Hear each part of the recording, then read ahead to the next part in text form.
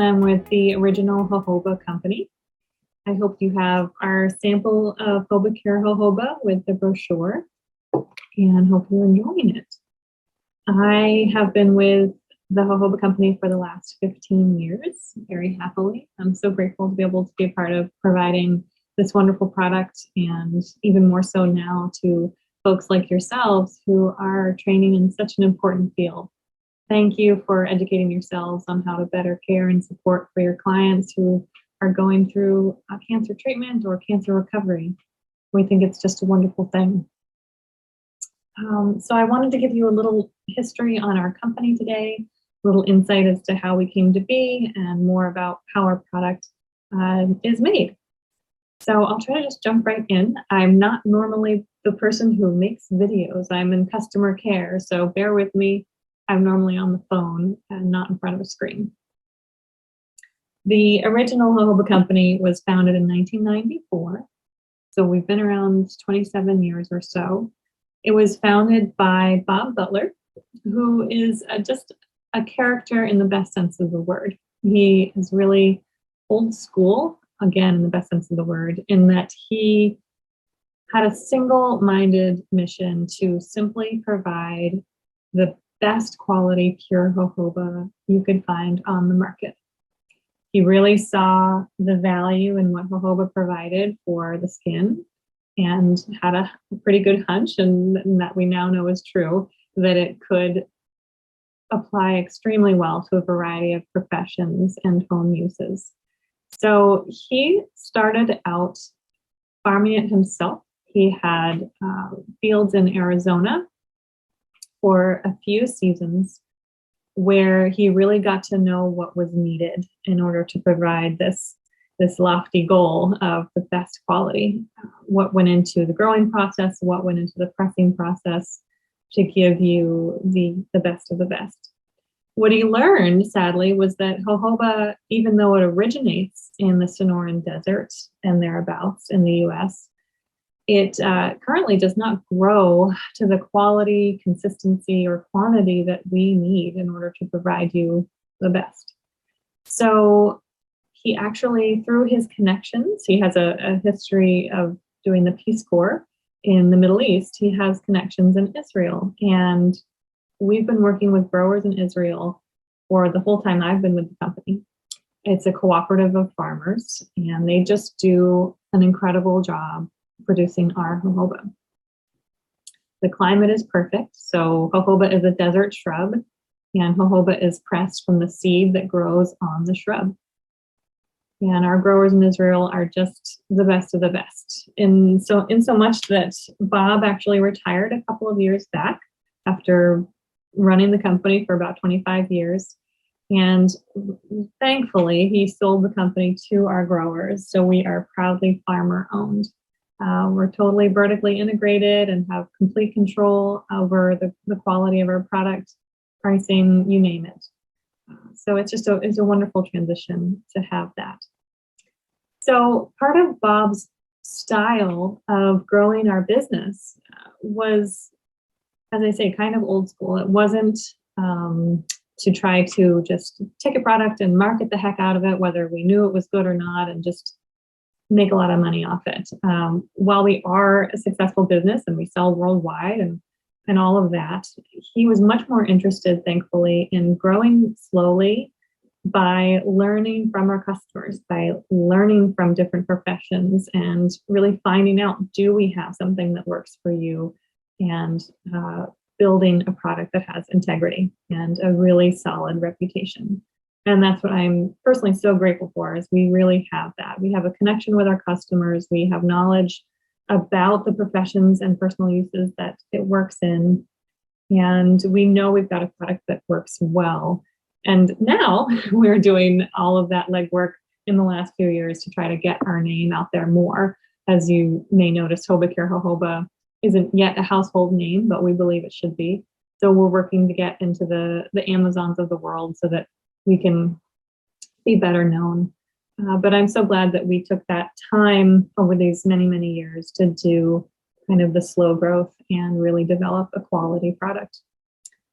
The other thing we learned through that, and I got to see and participate in, is just how many applications jojoba can be used in. And one of them we now know is in schools, because we had so many massage therapists in particular say, I've been a massage therapist for 10 years. I wish I'd known back in my school days about HobaCare. So we're doing our utmost to try to reach out to schools like yours and offer free samples and information so you can learn now whether or not jojoba may be a great fit for you, instead of maybe wading through a bunch more products that may or may not have been a good fit. So we hope this is helpful. And then we're all about education, speaking of being in schools, because jojoba is our specialty, because it is our one product, our one ingredient that we produce ourselves. It's in our best interest to be enthusiastically transparent and educational about how we do what we do, why we produce the best, and what that means. So we're happy to be able to describe that to you. So to give you a little bit of a window into what goes into our jojoba, what makes it so quality, Bob always had really exacting specifications on the pressing of our jojoba seeds. So what you're getting in your bottle is first press jojoba. And that term is really just about our signature pressing style. The market, you'll find many jojoba out there that's very heavy, might leave a tacky residue, might feel oily, they have a different smell. But ours is first press, meaning we press the seed to prioritize quality instead of quantity. So it's a far lighter pressing than the market standard. And you'll find other jojobas, if you get to know them, they will press their seeds far more, much harder, and many more times than just the once. So when you get a lighter pressing or first press jojoba, you'll notice the difference if you are in the professional aisle. An example being, we go to massage therapy conferences, and so many times we'll have LMTs walk up to the booth and say, oh, I've tried jojoba before. I'm all set. I don't like oils. And we'll ask if they've tried HobaCare, and they say no. So they try a drop on the back of their hand, and 9 times out of 10, they will stop and go, oh, that feels different. And they try a little more, and they understand there is a difference in grade of jojoba extract. So it's been a delight to witness that. Another aspect is ours is completely free of pesticides, herbicides, or fungicides, and always will be. We never use them. And we do have a certified organic line as well.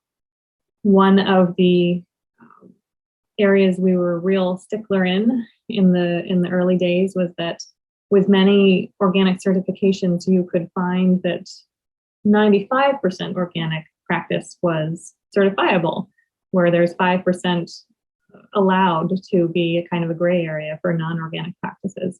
And we always made it our purpose to make sure our HobaCare is 100% certified organic. That's very important to us, to not dabble in anything else. So whether you get our non-organic that's still free of pesticides or our certified organic, they test out the same. You're still getting a non-toxic product either way. No red flags on either kind, but we do offer both. So with our harvesting practices, we use a netting harvest, which is different than the typical sweeping method that you'll see. It is much healthier for the farmers, thankfully, for their breathing, not sweeping up all that dust and sand.